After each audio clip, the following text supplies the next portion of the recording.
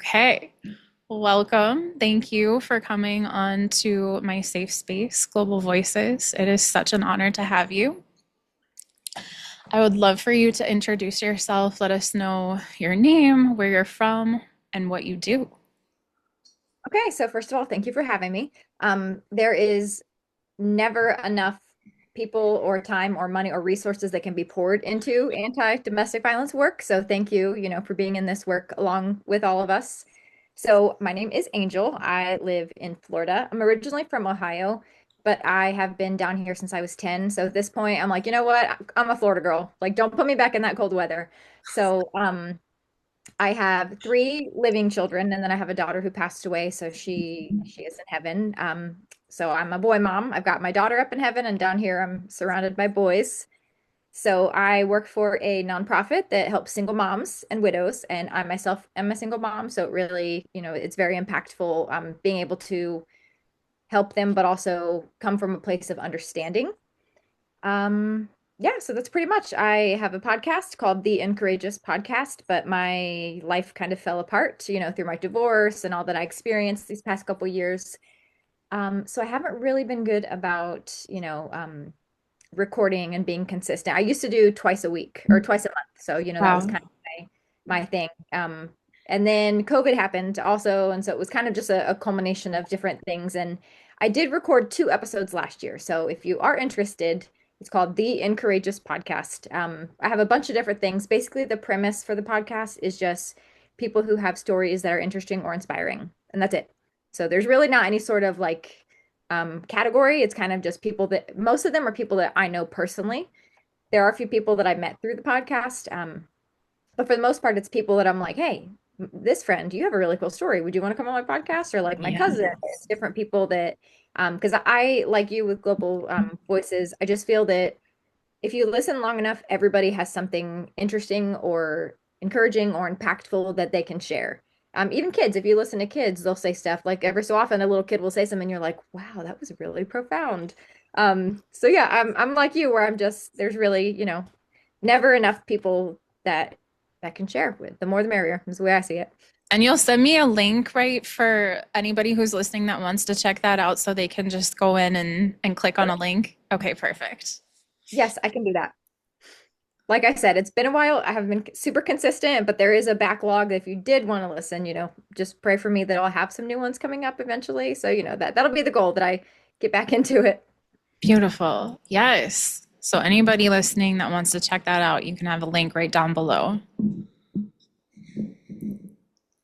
Awesome. Okay. Well, so you said you were originally from Ohio, living in Florida now, and you've done some of this like podcast work and whatnot, and you work at, you said, a nonprofit, and it's helping working with like single parents and widows. Is that correct? Okay. Tell us more about your work and like what exactly it is that you do and the experience that you have with domestic violence. hmm So I always say that my first abuser was my parent. Okay. Um, Far back as I can remember, it was my father. I don't really have I have maybe two or three like positive memories of him. Other than that, everything else is him yelling or him like locking us out of the house or him doing all these crazy things. There was always this air of we were all kind of holding our breath. So he physically abused my mom. But with my sister and I, it was more verbal, or like I said, for example, we live in Florida. It is a million degrees outside. So one year it was Orlando does this thing called Red Hot and Boom. It's basically Oh, a okay. yeah, it's pretty cool. So they have some pretty big names. This was back in the 90s. So back in the day, they had 98 degrees, which if you're a 90s girl, like Nick Say, like I will go see him anywhere. So it was me and my mom, my sister, and my dad. So it's in the middle of this. There's like a lake, and they just kind of have a pavilion on the water. They do fireworks. It's like a vendor event. It's really cool. So my mom and my dad were arguing about something, and he dropped us off and he said, I'm going to go park the car and I'll come back. And he didn't come back for, I think, 8 hours. So we were in the dead sun. My mom had no money. We had no food, nothing. We didn't have a phone because this was back before anybody had cell phones. And he just Okay. left us there, just abandoned us. And then he came back and made us seem like he was getting onto my mom for like, well, I don't know why you're so upset. Like it's your fault. Like he pinned it back on her. Like a lot of gaslighting was happening. So just I like I said, I really don't have because I also through the way I was raised, I inherited a lot of anxiety because my mom was very anxious, my grandma was very anxious, but we as a family have a lot of intergenerational trauma. Like my mom had trauma, I have trauma, my grandma had trauma, my grandma's it's kind of like as far back as I can go. We've Yeah. all experienced just these terrible situations. And so I really don't have a memory of not being anxious. I don't like people are like, "Oh, you must have had a fun childhood." And I'm like, No. because my sister and I are very close, and my mom is the best mom. She did everything she possibly could to try to like make up for the terrible parent that I had, and she was very, very safe and supportive. So it's kind of like I had these two polar opposite parents. So I was raised in a domestic violence situation, but I didn't know that it was domestic violence. I just thought my dad's kind of a jerk. I didn't realize it was anything abnormal per se.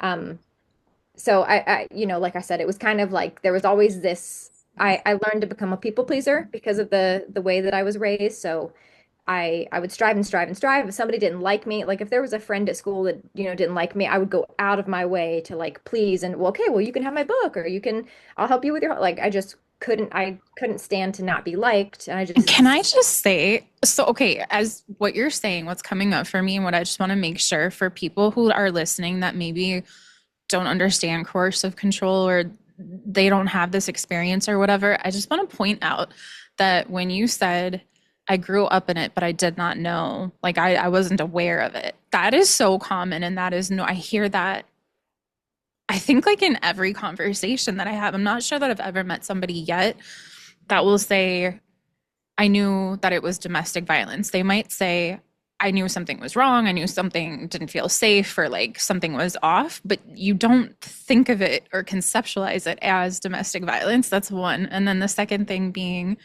you were just sharing how, like, oh, can you say again what you were just sharing? Because it was making me think of something and now I lost it. Oh, so basically I became an extreme people pleaser. I would do anything I could to like gain people's approval, just because Yes. I just felt like so unworthy and so like no one loved me except my mom and my sister. Like I didn't feel lovable as I was. I felt like I had to like do whatever it is they wanted me to do to be loved is, Yes. what kind Yes. Okay. And that's what I was going to say was that that's also super normal. So, like, when you say that, what's coming to my mind is I'm just thinking, like, well, yeah, because if you grew up in an environment where somebody was constantly creating an environment of like you walking on eggshells and having to be hyper aware of danger. And it wasn't always bad, but it was that cycle, right? Where sometimes it was okay and then it wasn't. And sometimes it was okay and then it wasn't. And so you're like, you're people pleasing because you're looking out to be like, how can I make it so that it just stays okay and it stops being okay and then not okay and then okay and then not okay? How do we keep it to just be okay? That's not the of best way of putting it, but for folks that are listening that are like, what is she talking about? She didn't know, or like, why is people pleasing a thing? It's like, that's why. That's Yeah, what's going absolutely. on. And so I remember when I became an adult and I finally started seeking counseling and getting help for my issues and stuff, that's when they said to me, like, when did your anxiety start? I'm like, birth. Like, it's like I can't really think of a time when I wasn't anxious. And I mean, like I said, my mom is wonderful. My sister and I are very close. I have so many happy memories of my childhood, but none of them involve my dad. Every time I think of a happy memory, it's my mom or my sister or my grandma or my best friend. It's not, they're really not, there aren't any that involve him. And so fast forward, he wanted to, so he physically abused my mom and they ended up getting a divorce, which he dragged her through the ringer with that. He ends up marrying another woman. He physically abuses her. So then now that's two women he's had, had physically, and they both reported him. So it's on record and all that stuff, which that's a caveat I'm going to say really quick is something I'm so passionate about is if somebody physically abuses you, you have to report it. Because what happens so often is that you don't report it, and then the next woman doesn't report it, and the next woman doesn't report it. And I have a friend who she had dated this guy and he abused her, and she found out later he'd abused his ex-wife and so on, but none of them have ever reported it. So um, that's something that I will die on that hill. Like if somebody physically abuses you, you need to report it almost as a responsibility to protect other people. That's the way I see it. Mm. Um, so um, I my dad decided that he wanted to, so he divorces her, marries another woman, and then all of a sudden he decides he wants to become a pastor. Oh, wow. So my whole upbringing, my grandmother was very religious and she abused my mom and so like I said, it was one of those like she was abused so she became an abuser. And then once my mom had me and my sister and she started having grandkids, she kind of pivoted and was like, "Oh my gosh, I'm so," she apologized. So she's one of the people that, had a bad past but then made the change, which does happen. I'm not one of those people that like nobody can change, but people can. So she was one of those that she made all these mistakes as a parent, but she was a really good grandparent. She was a much better grandparent than she was a parent. Yeah. And so I was kind of raised around the church per se, but I would see my dad up there on stage playing this worship music and like everybody loved him and he was, charismatic, and then he would come home and treat us like garbage. So Mm. I'm kind of raised adjacent to Christianity, and I really, really struggled because I thought to myself, like, if that's what a Christian looks like, I don't want to be anything like that. Sure.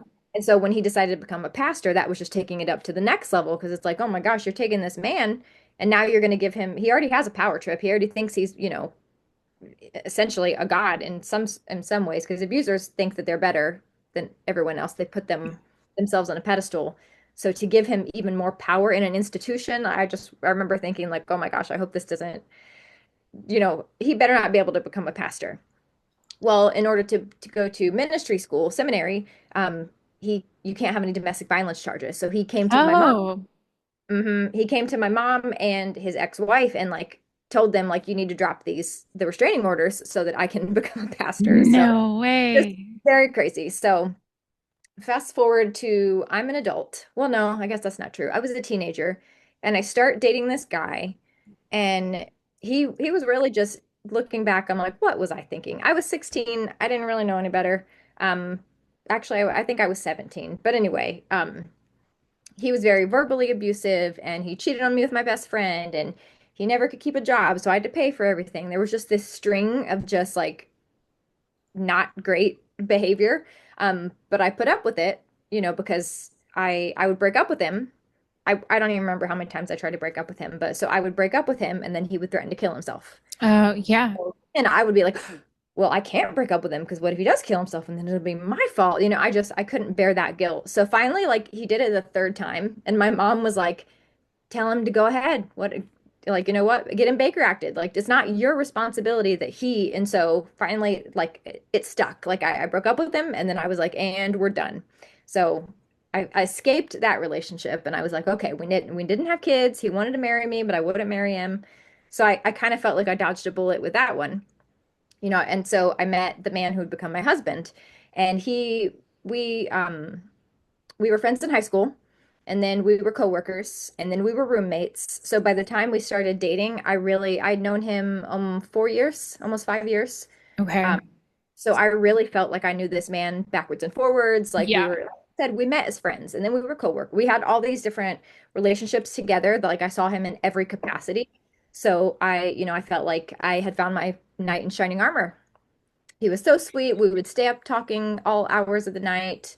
Um, he would defend me if like people at work were trying to like, someone tried to blame something on me, or he would always stick up for me. So I really felt like going from the guy that I was dating that, was not a good situation to him. I really felt like, oh my gosh, I'm so blessed with like this man who saved me. Like Yeah.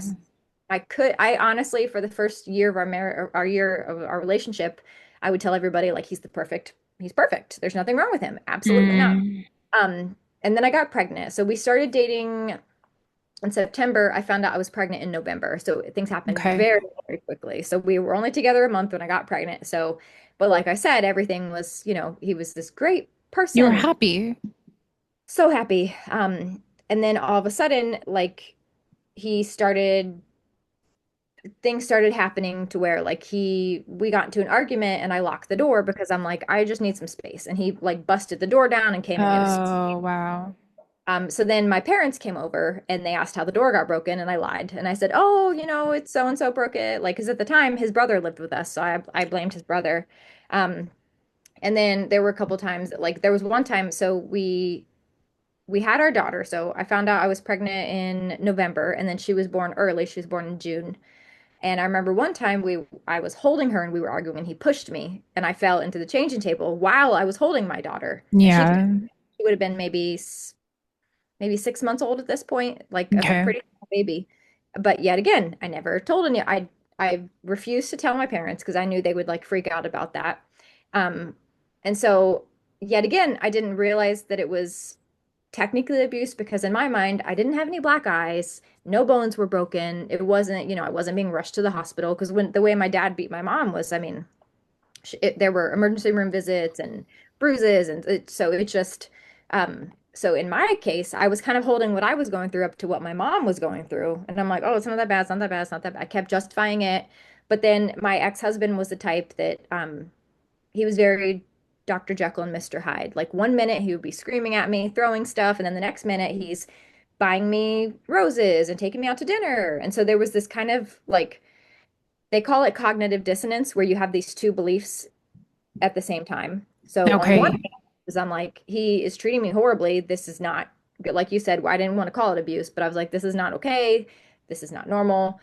But he's also really great and funny and kind and sweet. And I for years I struggled with that like tension of which can they both be. I mean, this can't be true. He can't be this terrible person because he does all this nice stuff. And so I really struggled with that. And so it wasn't until we had been together. So we got together in 2009. In 2021, I separated from him. I was like, things got too bad. And then I started like looking up divorce lawyers and researching and all that stuff. And that's when I found out that what I was experiencing was domestic violence. Yeah. I mean, he would like take my debit card from me, so I wouldn't have any access to money, or he would open a separate bank account and then move money there and not tell me what it was for, or he would, we shared a vehicle, so he would take my car, and not he would just not answer his phone. I would be stuck without a vehicle with our kids, mind you. I'm like, what if our kids needed something?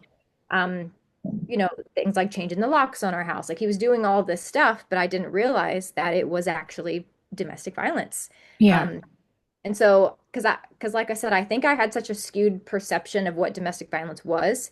In my mind, if I wasn't getting the crap beat out of me, I wasn't a victim of domestic violence. I didn't Sure. realize that there's emotional abuse, there's spiritual abuse, which I experienced during my divorce, there's financial abuse, there's legal abuse, which I also experienced in my divorce. Um, I didn't realize in my mind I only thought of the physical stuff. I didn't think of all of the others. So that really, that's kind of what brought me into this space is going through my divorce and really just feeling so discouraged by the whole process. I mean, my children and I were not protected during the whole process. The fact of when I spoke up, people didn't believe me. That was also a really hard part of it. Um, Like friends, family, or like the courts, or when you say people didn't believe you, was it like everybody or? so there were a few people like in our circle, people we were very close to that during my marriage were like kind of pulled me aside and made comments like, are you guys doing okay? Like they noticed things. And then the second I decided to divorce him, they were like, he was a wonderful husband. You're a liar. You made it. And so for me, that was very frustrating because I'm like, wait a second. You literally pulled me aside and like you mentioned A, B, and C, but now that I'm coming forward and like saying that it was abuse, you have a problem and you're going to ruin his reputation and all of this, kind of backlash when for me, I was so frustrated because it was people that knew what was happening. They saw Yeah. it with their own eyes. I mean, he screamed at me in front of them, or he would drive erratically. He would do all these things in front of people. And then the second I started to speak out about it, when I was quiet, they didn't have they were on my side. But the second I spoke up and started to share what was happening, That is they so interesting. Why do you think this happens? Because I hear this all the time that this is like part of the phenomena. of the experience is being disbelieved or like having to fight so hard to have your truth be seen or supported. Why do you think that happens? I actually just saw, I mean, I know Instagram isn't like, the like reliable source per se, but I just saw a post on either Instagram or Facebook that said, siding with the abuser is free, siding with the victim costs you. Mm, That's really, so think about it. In my case, it was people that were close to my ex-husband. yeah. So for them to stand on my side and say, hey, we agree with her, he would treat them a certain way or he wouldn't talk to them. They would lose the relationship that they had. So, in that sense, they essentially would lose someone that was important to them.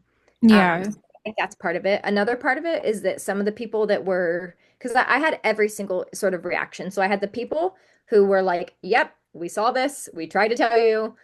Thank the Lord she finally got out. And then I had the people who were like, liar, none of this happened. You're ruining his reputation. But then I had even people in the middle saying, well, there's two sides to every story, or people who said, Mm. well, I know, you guys had a rough marriage, but like I'm just gonna stay out of it. And so I really had kind of it ran the gamut of the reactions I had. But so I think that some of the people in the we don't want to take a side camp, um, maybe have their own stuff that they're wrestling with. So it's kind of it would force them to like, to kind of dig deep and see, because why are they defending him? But if they just say, "Oh, I don't take a side," it's almost like they have stuff that they're dealing with that they don't want to confront. Because one of the people, and specifically, I've had several people two people in particular that so one issue I had in my marriage was repeated infidelity. I mean, four times that I know of. And then after we separated, I found out about two more. And Yeah. that's not counting the women that I don't know about. Sure. Um, and so some of the people in the middle camp had been cheated on. And so I think in their mind, if they were to admit that what my ex-husband was doing was wrong, they would have to admit like that their partner, made a mistake and that, so I think that's part of it too, is that it really just kind of forces you to confront the ugly truth, and some people would rather just bury their head in the sand. So for me, that's kind of at least, a couple different reasons of why people, because that even to this day, um, my divorce, we started in 2023. So I'm almost 3 years out, and I still have moments where I'm like, how could they? I mean, they literally Yeah. came to me and said, "Hey, this happened. Are you okay? Like, what's?" And then just instantly just switched, and all of a sudden, like, "Oh, you're a liar. None of that happened." So I still struggle with that, but I think that post really kind of hit home when it says like, it costs you something to have to speak up. Whereas if you don't say anything, your life just because it literally says like you can still show up to the family barbecue and there's no tension and there's no like it's just like, hey, it really just kind of lets you stay, you don't disrupt anything. And also that also goes back to what those people may have experienced and maybe they're people pleasers or, maybe they're not willing to like think differently of this person that they love. I mean, it's not comfortable to like know that someone you love is treating someone so badly. And if they, for them, it makes them feel better to just ignore, close the door and pretend, the skeletons are not in the closet, then that's what some people do. Do you feel that because when we talk about the people that are essentially like, oh no, I'm Switzerland, I'm not taking a side and I'm going to stay out of it or whatever, do you feel that by being like a bystander is kind of how I look at that, that functionally enables the domestic violence to happen? Therefore, that is part of the problem that we need to address. Like, do you feel that it's something that we actually need to create more awareness and education around to kind of elicit people's engagement and like disallow them to feel comfortable with being like, oh, I'm just going to stay out of it and kind of help people understand and realize you're actually, I don't want to say it's worse than doing the abuse itself, but you're like, I don't know if it's too far to say allowing it to happen, but I don't know. What I are your think thoughts about that? I want to say it's Desmond Tutu, is that his name? The South African theologian. He says something to the effect of like, if you don't stand up, you're essentially like you're perpetuating the abuse. Let's see, Desmond Tutu. So I'm not being dramatic if I think. you're Mm-mm. like part of the problem. Absolutely. Yeah, Uh, okay. oh, here goes. So it's Desmond Tutu, the famous theologian. If you are neutral in situations of injustice, you have chosen the side of the oppressor. And Okay. I 100% agree. I Okay. I could not agree more. And so that for me has been the people that were I was mad at the people who were against me because Sure. I guess in my situation, I feel like there was very clearly a right and a wrong. I mean, that we weren't having a stupid argument over like, do you want Burger King or McDonald's? If that's the case, who cares? Be neutral. But there was abuse, this trail of abuse towards me, abuse towards my kids. I mean, my parent, he was starting to mistreat other people in my circle because they were close to me. There was very clearly a right and a wrong. So in that situation, to me, there was no neutrality. There Mm, wasn't because either like you said, to not say anything, you're essentially on his side because you're kind of allowing him to, he's maintaining the power balance of like, oh, this person won't say anything. He can just kind of walk in a room and everybody's like, oh, hey, so and so. Instead of, if they were to speak up, then he might even start. Because I don't know if part of it also is a fear of like him starting to attack them. Because the people uh, that were, like I said, there were people that were in my circle that he was starting to attack for sticking up for me. So I think some of the people in the neutral camp were worried about that. But in my mind, I mean, like I said, I would rather lose a relationship with someone for sticking up for what I thought was right than to just be quiet and keep the relationship of right. what essentially, I mean, there was harm. There was harm being caused. Right. That's the other thing. I feel like I hear all the time confusion from people who, for whatever reason, they just have not had exposure to this or a personal experience. And so they're struggling to make sense of it. And like, I feel like I say this all the time because it happened not that long ago to me. And it bothers me so much that I was in this training from an expert at work. And they literally used the phrase, it takes two to tango. They actually said that standing up in front of, I don't know, however many 50 plus people in this room with me that are my peers that I know have come to me before and said, hey, I want to consult with you on this case, whatever, because, domestic violence or they suspect or they're wondering my thoughts and feelings about it. And so it's like I know a room full of people who they want to know more. They're curious. They know that they don't understand it and they're asking questions, good questions. And then this is like what they're told by a person standing in front of them as being representative of being like an expert in this. And I'm just like, my neck like was pounding. So I was so upset. But so okay, this idea though of like there being a right and a wrong, I wish it wasn't true, but I swear people really do struggle with this concept when it comes to domestic violence that they really feel like, well, I don't get it. Like if people are fighting, doesn't that mean there's two sides to the story? Like isn't it gray area? Isn't there complications in this? Don't we have to like get to the bottom of it and figure it out? And isn't it, I don't know, more complicated? For whatever reason, I really do feel that if you haven't been through it,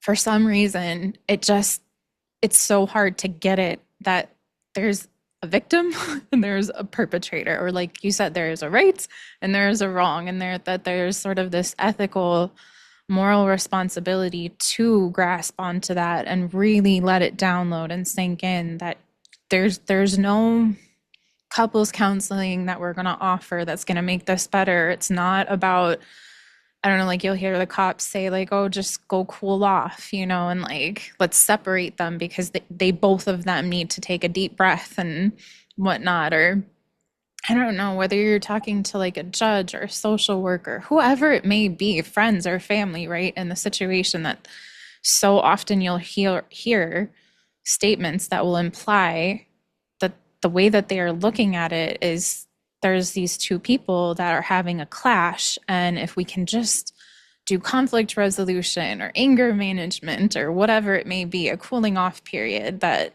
it can be resolved and that somehow both people must bear like responsibility in the situation. So I don't know. Yeah. Like, could you speak at all to that dynamic and how? you would try to help explain or give people a more clarity around like it's truly it's not both parties hold weight. It's truly like a victim perpetrator dynamic. So one thing that I pretty much, when I found out I was being abused, I did a deep dive. Every possible book, cast, anything I could come get my little grubby hands on, I just was researching. And one thing that stuck out to me was abuse is a choice. Mm. And like you don't do these behaviors. I also want to point out that there's a difference between a mistake and a pattern of abuse.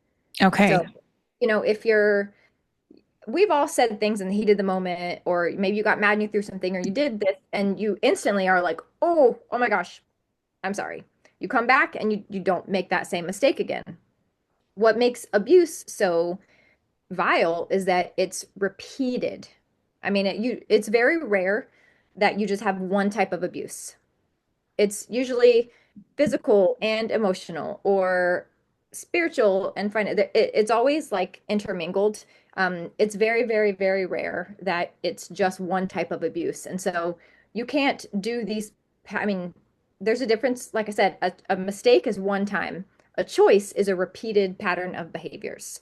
So the choosing to lie and scream and, like I said, opening other bank accounts and taking money or repeatedly, telling someone that like gaslighting someone essentially. Those are all not just a one-time thing. And you don't do those by accident.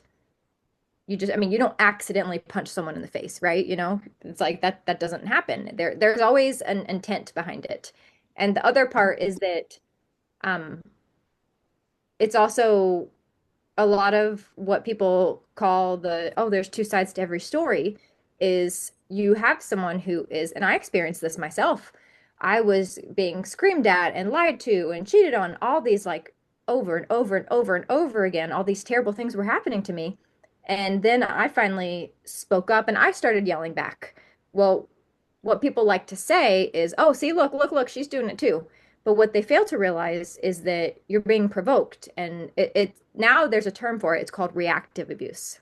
Mm. On a Yes. point where that's where people like to say, oh, see, look. It's like Taylor Frankie, Paul, whatever that famous girl where her husband was videotaping her. That's a perfect example of that, was that he was doing all these things behind the scenes and then she has a reaction to it. And now that's when he's taking her to court to like try to take her kids away and everything. I So that's hadn't heard of that one. yeah, so I think essentially it was some sort of like multi-wife situation. What do they call that now? Like polyamory or polygamy or whatever.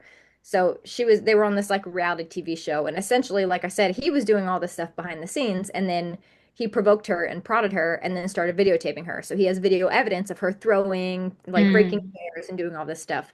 And so that's something that I would experience in my situation, was that my ex would do all these terrible things over and over and over and over and over. And finally, I would have a moment where I blew up, and he'd be like, "Oh, see, look, this is why I act the way I do because of how you're acting. Like you're crazy and you're this and you're that." So that's something else that I think a lot of people don't understand, is that they would see my big reaction and they would be like, "Oh, so she's just as bad as he is," but not realizing everything that led up to it. Because even Gabby Petito, um, the famous video of her sitting in the cop car. I Yeah. mean, he was owning that whole situation. And she looks like she's hysterical. She's sobbing. She's crying. She's saying, well, I did this and I did that. Meanwhile, the abuser is sitting there calm and cool and collected and like, And blaming her. see? So that's one thing that there's such a complex it's such a complex situation. So it could be easy for people just to look at the big reaction as a one-time thing and say, "Oh, see, look, they're both doing it." But what they're not realizing, I mean, like I said, I was in my relationship for a decade. I'd been experiencing all this stuff for a decade before I finally like got to a point where I couldn't take it anymore. And so Yeah. that's something that I think the only thing I would say is if somebody comes to you and they are sharing their story or they're saying, hey, I'm experiencing this, I would say that the best thing you can do is just listen to them. You don't have to say, oh my gosh, you're right, he's wrong. You don't have to do any of that. You just have to just listen. And eventually, there are some people who, I hate to say it, falsely claim abuse. And then they say, oh, I've been abused. And it's like, no, you haven't.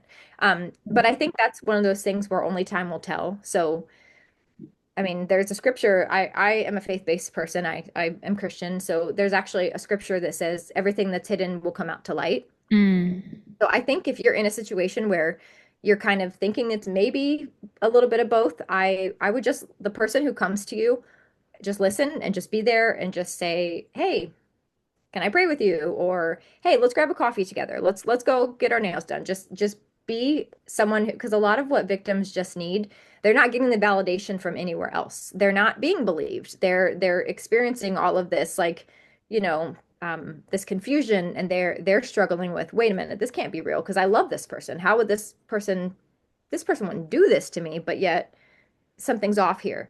So even just having someone to just listen to them and just let them kind of share their story, that in and of itself can be all that some people need.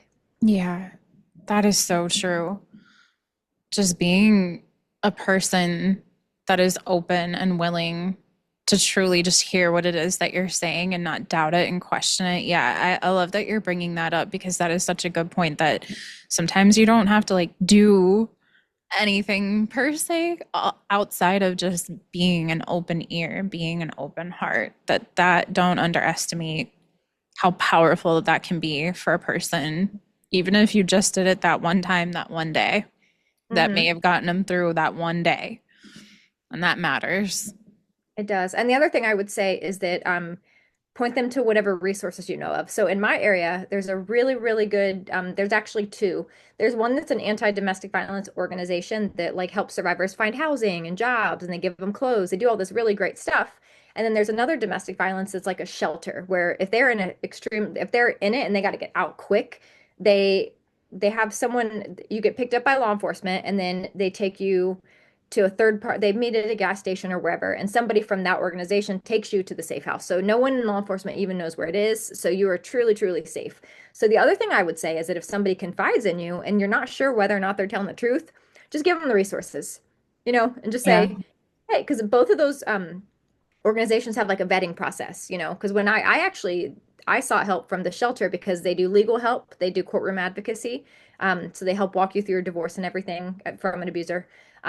And there's an application you fill out, there's a phone call interview. So they really kind of make sure that people are not taking advantage of the system. So those would be the experts that will tell if the person's telling the truth or not. And that's not on you. Just the best thing you can do is offer your support, offer, be a listening ear, and maybe just point them to some resources. That way, if they are experiencing that, it gives them a place to start seeking help. Definitely. And like you said, there's people make mistakes, right? There's incidences that can maybe seem like it on the surface or be confused with, oh, I got angry and I yelled or I threw something or whatever, versus that like pattern of behavior. And I just want to like recenter people in that thought process of this as you're thinking about it or listening to it or trying to make sense of it for yourself or for somebody you're with. It's that idea, right, of it's the motivation underneath the action. So like I anybody can get kicked out of their window of tolerance, as they say, into hyperarousal and like become not the best version of themselves, and say or do things that they don't mean, but it's not motivated by a calculated, manipulative, I'm intending to do this for the purpose of scaring you and powering control over you. It's not some like long-term agenda that we've been planning out. It truly is. That's what a anger management situation would be, or kind of your, I don't want to call it like a simple assault, but I don't know, like because people will get stuck on words, right? And oh, well, domestic violence, that just means you're in the home and it's family members and there was violence, right? And so then they'll make any incident of any type of violence be that, when it's like, no, that's not that's not what that is, which is why too I kind of wonder if I actually really prefer the term intimate partner violence over domestic violence.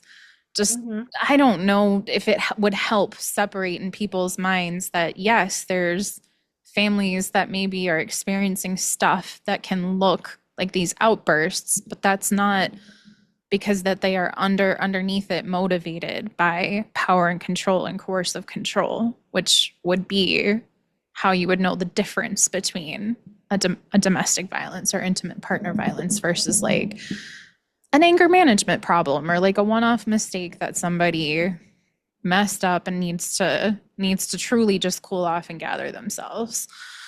um but yeah, and I love your thought too of you don't have to be everything to everybody. You don't have to be the legal advocate. You don't have to be the security guard. You don't have to be the, I don't know, the judge and the jury and the police officer and the social worker and the housing case manager. And you don't have to do all that. Like you can just know the resources and safely supply that and stay a steady support system of being an open ear and somebody that they know that will not judge them or shame them and believe them. Hmm. Yeah, and because that's actually, I mean, a lot of people don't realize, but victims of domestic violence experience a whole set of problems that you might not associate with domestic violence. So, for one, homelessness. So Mm, many people who flee, if you are being physically abused and you have to get out, a lot of those women end up homeless because they don't, I mean, the husband, in my situation, I was a stay-at-home mom. I had no money. My husband controlled the bank account. So they don't have, and some of them, like I said, if they're stay-at-home mom, you don't have a job that you can just, oh, I'll get paid next week. What do you do? And if you don't have a safe family support system, because that's another problem, is that a lot of women experiencing domestic violence, like myself, come from a home of domestic violence. So you don't want to take your kids to your alcoholic, you don't want to flee your abusive husband to go live with your alcoholic dad. yeah. Also be abusive. So that's a whole nother situation, was that a lot of women are, they're facing or experiencing. In my case, I just faced homelessness because I had to get a job to like pay my attorney's fees. And I looked at what I was making and I looked at what rent costs and I was like, yeah, this isn't going to happen. Luckily, I have it, my mom and my stepdad are fantastic and they let me move back in with them. But if I didn't have my parents, I don't know what I would have done. I literally would have been homeless with my kids. I would have been going to some shelter. So experiencing or facing homelessness, not having a support network. So let's say, like in my case, I have a toddler. If you leave your abuser and you find a job, that's great. Who's going to watch the baby while you go to work if you don't have a Yeah. support system? So that's another issue, is that a lot of women don't, or especially, I know several people who were married someone and their abuser moved them far away because a lot of times what they like to do is isolate you because they don't want you to have the support system. Um, so I know several people who their abuser moves them away, different state, different city, just different place where they're all on their own. So then you're in this area where you don't know anyone. That's a whole nother, like, do you move back home? That's really, really hard, is not having a solid support system that you can easily access. Like I said, my parents lived like 20 minutes away at the time, 15, 20 minutes away. So they were easily accessible. But what if your family's out of state and you're Yeah. trying to, where do you go? And then another thing that a huge majority of domestic violence victims face is mental health struggles, depression, Mm, anxiety. In my case, I got diagnosed with PTSD yeah. coming from my situation. Or like suicidal ideations. I mean, there were times when I was in my marriage that I remember just being so overcome that, like, if I didn't have my kids, I might have done it. But because I had my kids, they were my anchor of like, okay, I can't leave my kids because then they're stuck with this person. You know, if there's only two parents and I die, they're going to be with him 100% of the time. you Yeah. know so, and also I have two family members that committed suicide, so I know the ripple effect that leaves. But I mean, like I said, that's something that a lot of people don't realize, is that, I mean, there were times when my bosses called me in and were like, you, like, what's going on? Because my work performance was suffering. There's women who've gotten fired from their jobs because they just were so scatterbrained. And when you're dealing with like escaping a terrible situation, you're not, your brain's not functioning at its best. Right. You're sitting there typing your work email, but you're going, oh my gosh, what if he shows up at my kid's school and just takes my kid? I mean, like your brain is, or like, oh my gosh, rent's due, but I don't have enough. I just remember during my divorce, I almost felt like I was in this like fog. Yeah. Like I just there were a million thoughts swirling through my mind, and it's like, well, what if the judge says this, and then I got to go do that? What if the judge says that, then I got to go do this? And there's all these uncertainties because in my case, I fought to have my kids more, Sure. but in Florida, it's a 50-50 state. So they pretty much, unless you're having some severe physical abuse or some major issue, you're going to get 50-50. And so that really provided me a lot of anxiety because typically my ex was working all the time. I was the one who was with the kids. And then now all of a sudden you want to be with your kids 50% of the time.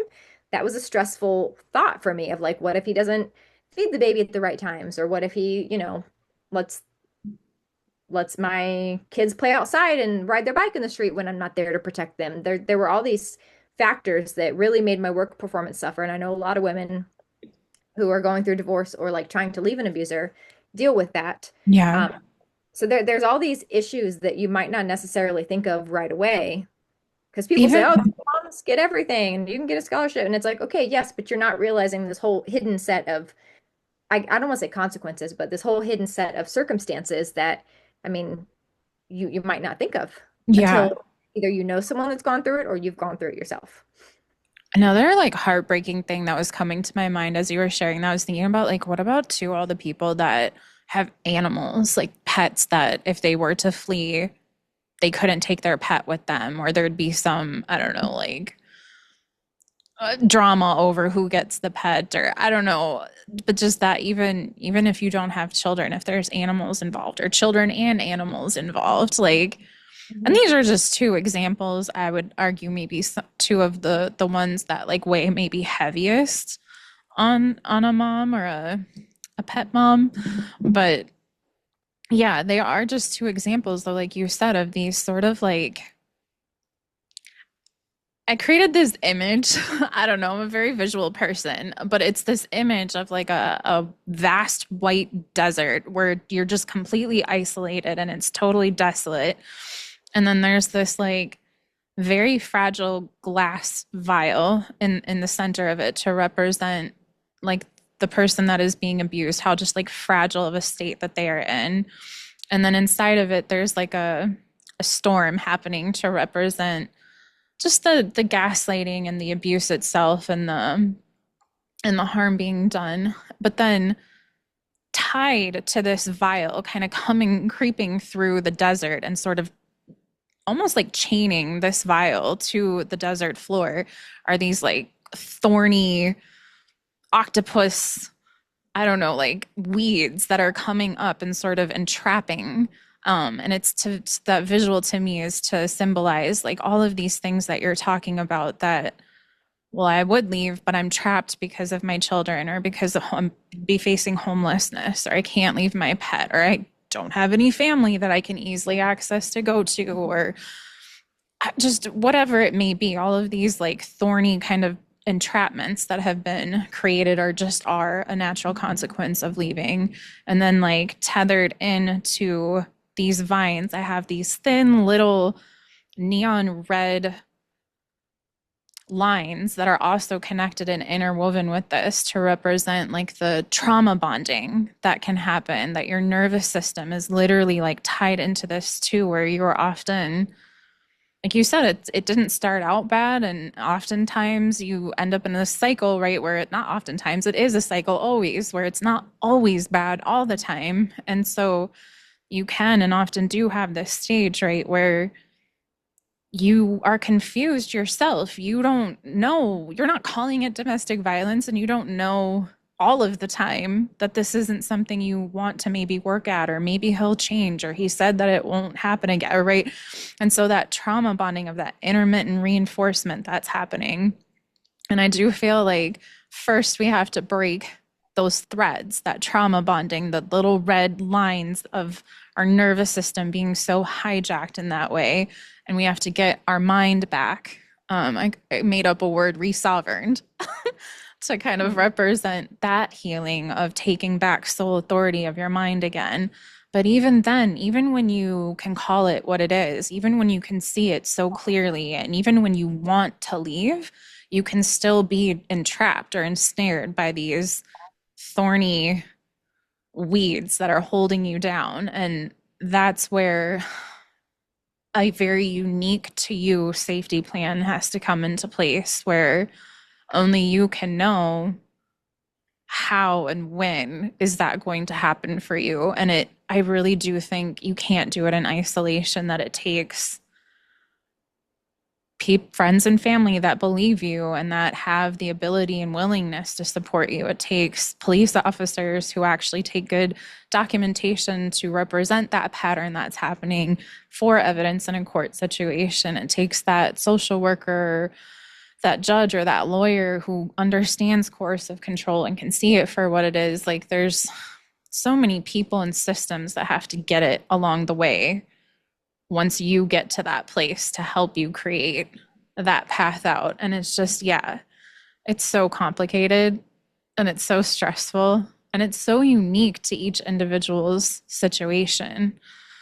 Um, but So yeah, there actually, I worked in a restaurant. I pretty much was a server for like 10 years, when I was trying to get my associate's degree and I was having kids and all that stuff, um, before I worked for the nonprofit.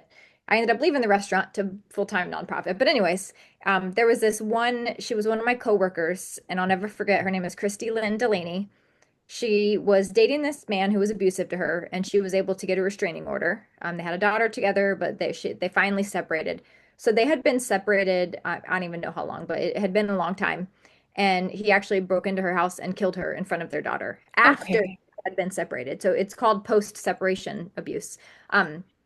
And so that's something else that a lot of people don't realize is that they say, "Oh, just get out and then life will be great." And it's like, no. First of all, in my case, the abuse kind of it hit a lull, and then once we separated, he amped up. It actually got worse. During our divorce, he did things that he had never done before. So that's something else a lot of people don't realize is the danger doesn't necessarily end once you leave. Like you said, you have to have a safety plan. It got to the point where I wouldn't do a child exchange by myself. I would make sure my mom or my sister or my best friend or a police officer, because my the other part of it is that my ex is law enforcement. So then Oh, wow. there was that like people would be like, well, he wouldn't do that because he's a police. And it's like, That's well, terrifying. yes. So that was another, and now I was raised in law enforcement, so my stepdad is law enforcement as well. So luckily I had him behind me because my ex would say things like, "Oh, well, you're breaking this law and you're doing this and you're going to be arrested for that." Like he would tell me all these, he was threatening me with like being arrested, and my stepdad would be like, "No, the law says this." Like I luckily had someone that knew what he was talking about, but if I didn't have that support of like someone who knew the field, I would have been handing over everything, be like, "Oh my gosh, sure, sure, sure, whatever you say. I don't want to get arrested." But that's something that I love that you point out a safety plan because that first and foremost, that's the priority. You need to be safe, whether you're in with the abuser, be as safe as possible and try to protect yourself, or whether you leave the abuser, you have to have extra precautions in place. And especially if you have children, you need to make sure they're protected. Because a lot of times, what abusers, I attended this workshop. Christine Cacciola, I think her name is. She's like a really big expert on coercive control. And she said that most men, like um, domestic violence that end in homicide, the fathers would kill the child to get back at the mother. Really? So when a mom is the one who essentially what moms would do is the moms would kill themselves to just because they couldn't, they couldn't handle the abuse that they were going through, and they would think their kids would be better off without them. But when the father is the one, he would kill the kids to get back at the mom. And so that's another layer is I think it was like 75% of there was a really high number of like people who are abusers who, when their partner left them, they would target the children. So that's another thing you have to not only yourself, but if you have kids or pets, or if you have a disabled sibling, or if you have someone Sure. in your care, you have to not only protect yourself, but make sure that the people that are under your care are also protected. And that honestly, right there, is what makes a lot of people stay. So in my situation, with my parents, my mom stayed with my dad until we were old enough that we would have been on, I was almost a teenager. I think I was like 13 when they finally, when the divorce was final. So, because for her, she had no close family. And like I said, my grandma and her had a tense relationship. It got better as she got older, but she still didn't quite 100% trust my grandma. So she really didn't have anyone. So in my mom's case, she's just stayed. because she had no other option, really.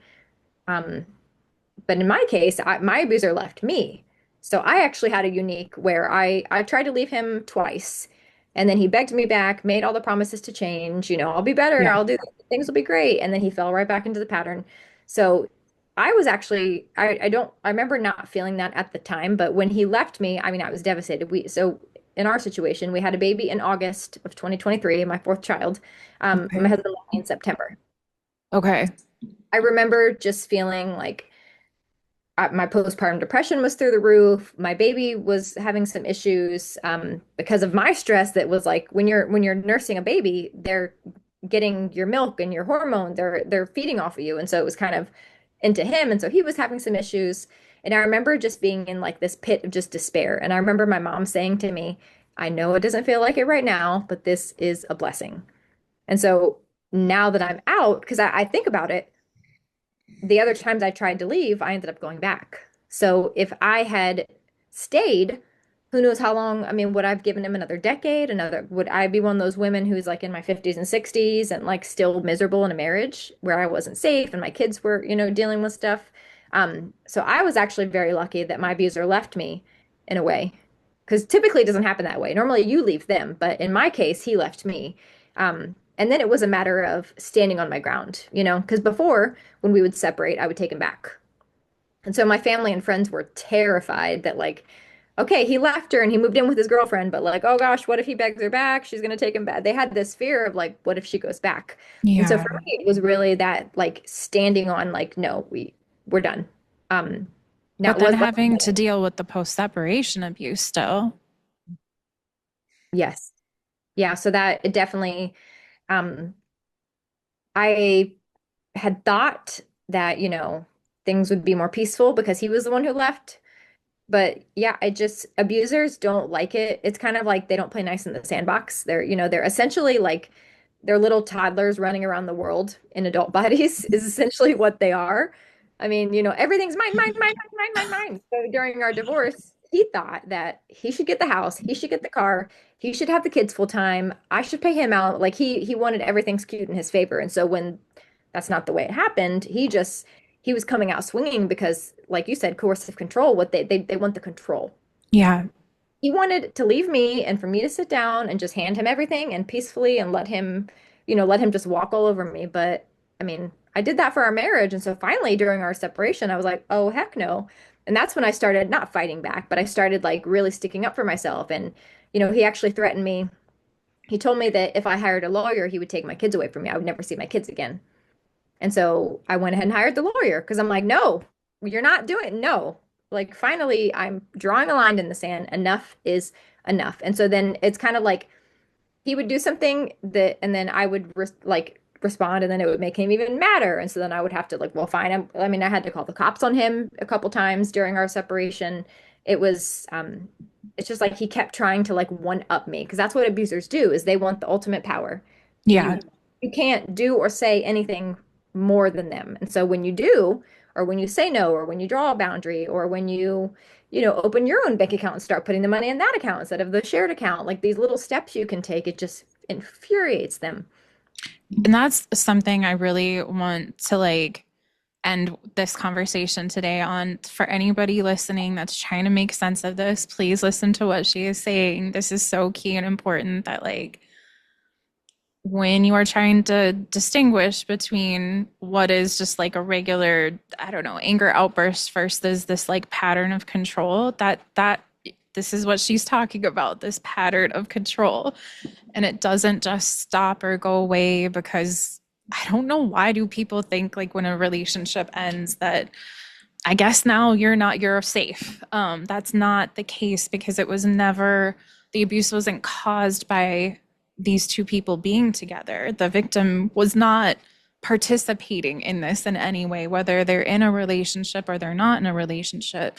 The abuser is still an abuser, and they're still going to attempt to exert control over their victim, regardless of the status of where a relationship is at, or Hmm. whether it's cycling back and forth, whether there's a marriage or a divorce, whether they had never been, none of that matters.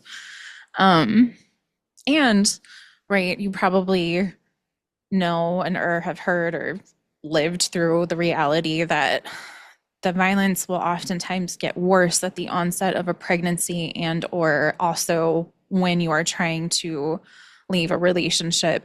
It makes so much sense to me. And this is going to be my last question to you before I pivot to self-care stuff. But it does make so much sense to me how and why would abuse get worse when you're trying to leave a relationship or when you have left a relationship? Because in my mind, I'm like, well, duh, you are taking back some of your own power and control. You are resovereignting, in a sense. And so obviously somebody who wants that power and control is gonna up the ante.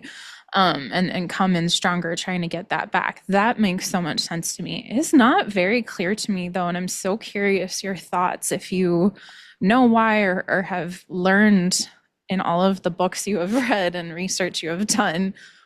What is this connection, do you think, with pregnancy, and why would pregnancy or the onset of that put a woman at more risk for the abuse to either start or if it's already started to become worse? That I haven't, it's that's not obvious to me.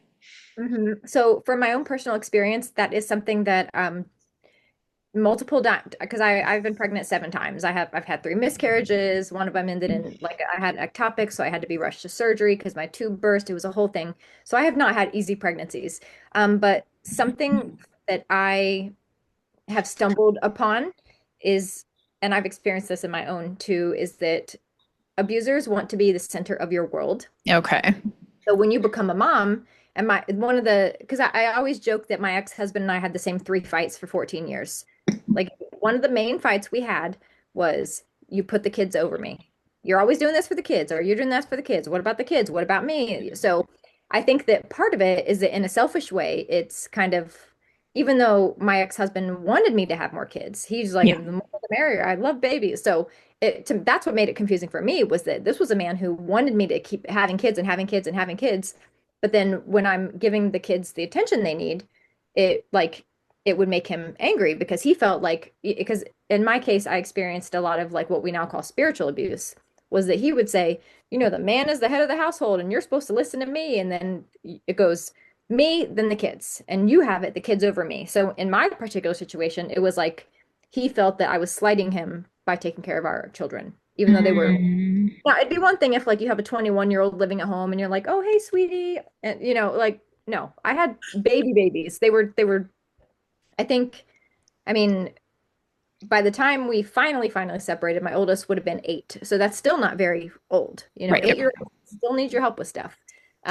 So I remember just feeling like so confused about like you realize they're literal children and newborn. I mean, we had them as their newborns, and if I would spend time with the kids or like we would be talking or doing something, and then when the babies would cry, I would go get the baby. He would like get mad at me. He'd be like, "Oh, you're just abandoning me for the." So in my case, I know it was like a selfishness of like he wanted to be the most important. He wanted to be the center of everyone's world, and so Yeah. my attention to our kids, he felt like I was taking his attention.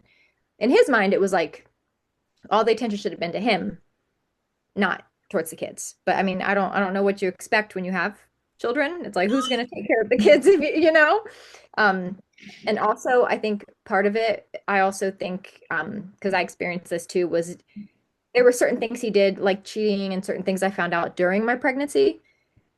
And part of it is that they kind of it's almost like this ego trip where like they know you're most vulnerable. Mm, They kind of know you're like so desperate that like you maybe won't leave them. Like in their mind, if you're pregnant, you're not going anywhere because you need him for finances or whatever, physical reasons of like, you just want to have a partner.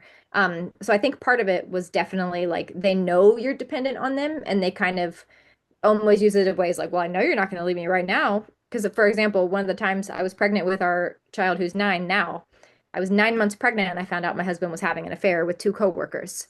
And so, um, I think he kind of had this boldness where like she's 9 months pregnant, she's not going anywhere, like she's not going to leave me, So that's part of it, I think too. Is it just their? It's like a really weird worldview where like yet again it all goes back to power and control. yeah. They're in control because you're in such a vulnerable position that you're not gonna. They can kind of do whatever because you're not gonna leave them. And so then that's when they're very surprised when women who are pregnant do end up leaving because Yeah. they don't, it's kind of like they see that as like a plot twist. They're like, what? She actually left me, you know? My gosh, I know that I could just like go on and on talking with you about this. I would love to have you back on in the future. Um, but to wrap up for today, I want to end with asking you how you manage self-care and anything about burnout if you've ever experienced that. Again, just this work is so incredibly hard. Um, I feel like every single person that I've talked to who has had a personal experience with this does feel to some degree a calling to want to be in this work and be doing whatever it is that they feel they can do to help support other women or other people, I should say, and do whatever they can with it. But it is hard work.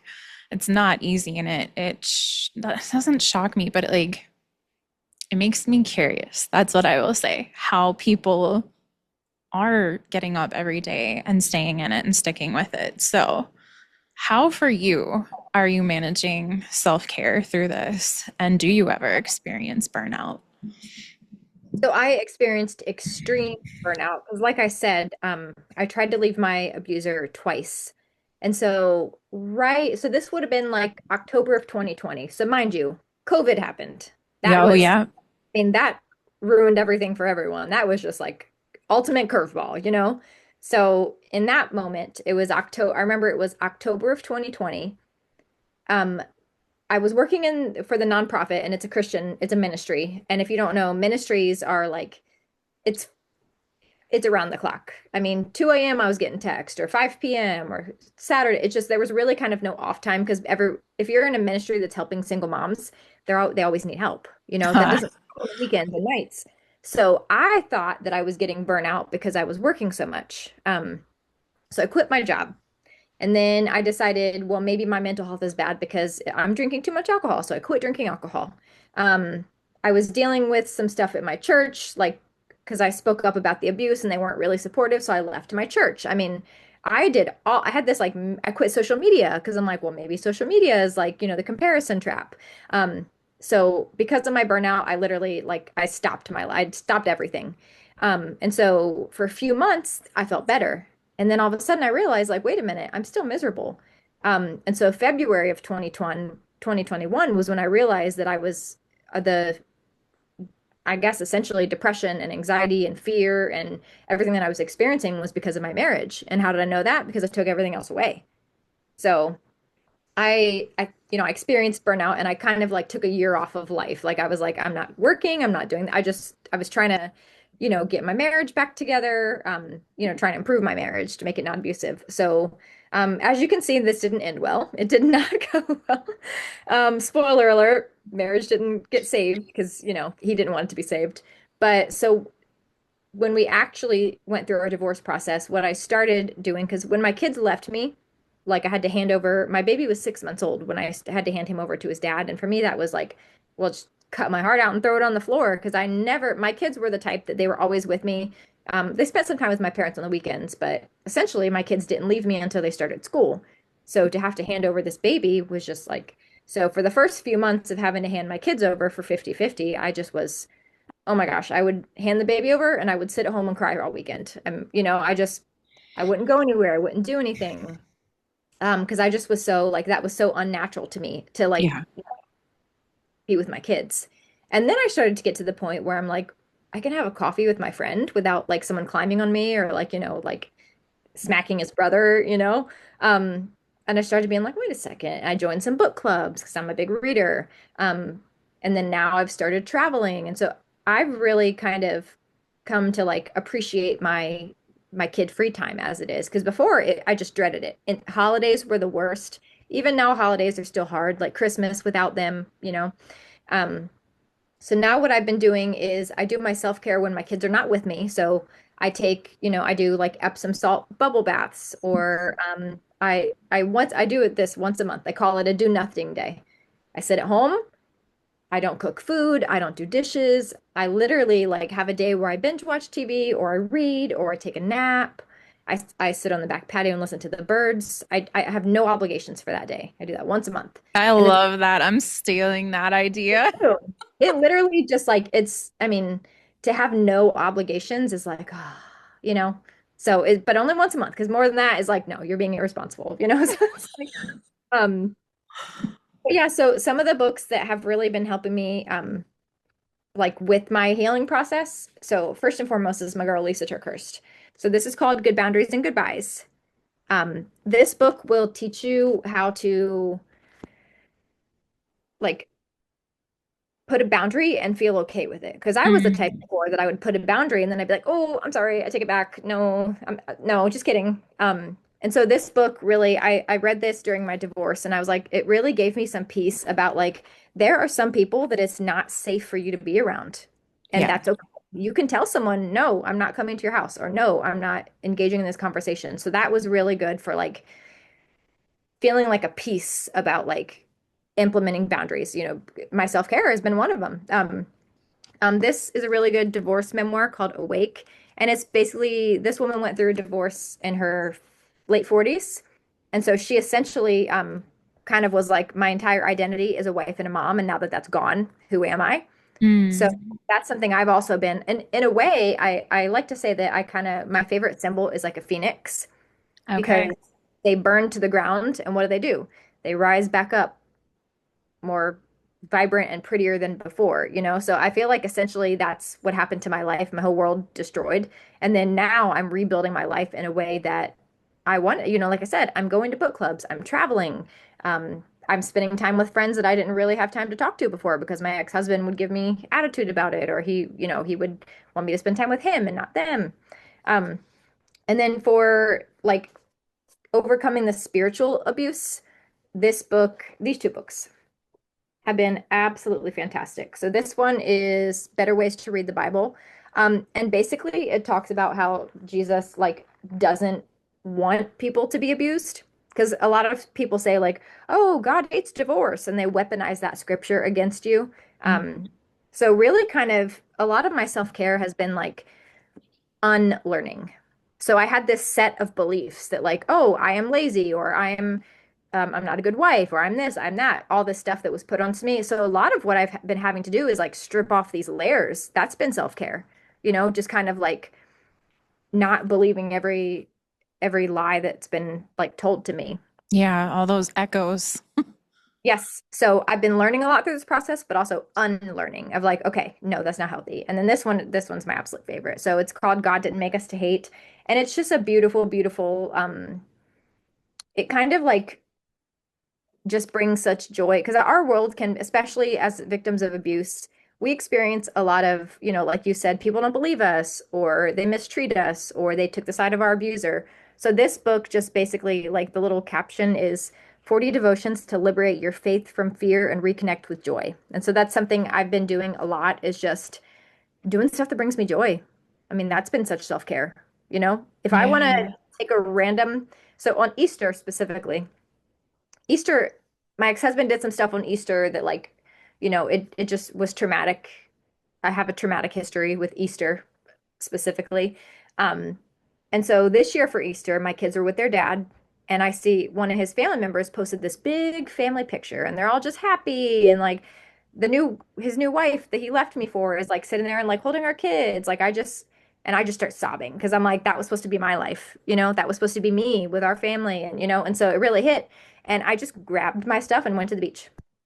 Just decided to pack up and go to the beach. Never in my life would I have been able to do that before because like I got the kids, who's going to watch the kids, or like I have to work tomorrow. And so it's kind of this freedom of just allowing myself to just, you know, if I have the time and the space and the energy and the money and all that stuff, all that has to align, of course. Sure. Um, and so I just went to the beach, and the next day I spent the day at the beach, and I came home and I felt like this weight was lifted off of me, you know? So I went Yeah. from like being depressed and just like wallowing in my pity to the next day I had like a spring in my step, and I was like, I feel so much better. So just kind of really like looking out for joy. So typically you've heard of like a trigger. Yeah. So trigger is like a negative bad thing that like you get this pit in your stomach or your palms get sweaty or it brings this such visceral reaction of like a negative thing. Well, a glimmer is something that's like a positive reminder. Oh, okay. You're just like, walking. And for me, so I have a daughter that passed away. My symbol for her is butterflies. So every time I see a butterfly, it's like a little sweet reminder of her. And so for me, just going to the beach was such like that was a glimmer moment. So a lot of my self-care has been like seeking joy because the joy doesn't necessarily always come to you. Sometimes you have to like be intentional about finding it. So Yes. that's been huge for my self-care is like allowing myself the space to be like, you know what? It's okay if I go to the beach. Like, why not? I mean, because before I'd be like, well, I really could do some laundry. I would have talked myself out of it. And now I'm like, no, I'm chasing that joy. Um, so yeah, those have been kind of these books and then those tips have been my self-care. I love that so much. Thank you again for being here today and sharing your light with us. Again, I would absolutely love to have you on again in the future. If you know anybody that you think you would want to share this space with, share this with them. You've been such a blessing here today, and I wish you all the best. And I do dearly hope that this is not goodbye and this is see you later. Yes. And well, hey, maybe one of my random trips, I'll come to Minnesota and I'll come see you. Hey, I would love that. I'm all about that. That would be beautiful. Well, thank you for having me. Like I said, it's always like so encouraging to me to like connect with other people because a lot of people either don't know or don't care about domestic violence. So to hear from people who are kind of doing the same work as me or people that have experienced it and are trying to change, it's always like I always love to see that. So thank you for doing what you do. Yes. Hopefully, we're creating a conversation that because people got to see your face and hear your story, maybe it was just the type of learning that they were able to digest as opposed to like a book or an article or facts or I don't know what it would be else. Maybe being able to hear it straight from you and see your face and hear your voice. That's what I'm hoping that it will engage them. So well, thank Thank you you. again. And I'm going to go ahead and click us off record. But whatever you do tonight, I hope you have the most absolute best evening and do something restorative for yourself. And we will definitely be in touch. Sounds good. Well, thank you so much. Okay. All right. Bye. Bye. I love you.